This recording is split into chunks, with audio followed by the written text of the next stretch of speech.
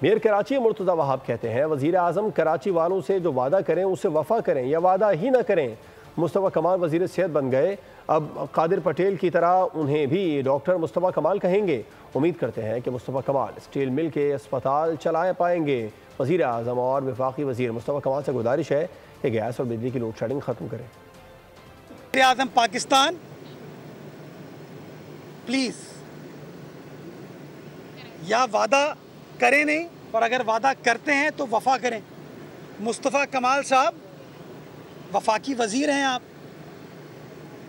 कराची वालों से आपने वोट लिए हैं, कम से कम कहते तो हैं कि वोट लिए हैं, तो कराची वालों का हक अदा करें।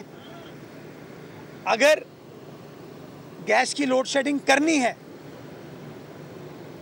तो फिर ये वादा ना करें, ये ऐलान ना करें। और कराची वाले कोई बहुत बड़ी चीज़ नहीं मांग रहे कि हमें चांद पे ले जाओ, वो कह रहे हैं यार सहर के टाइम पर और इफ्तार के टाइम पर, जब सहरी बनती है इफ्तार बनता है, उस टाइम के ऊपर लोड शेडिंग ना करें। सब्सक्राइब करें और बेल दबाएं ताकि कोई खबर रह न जाए।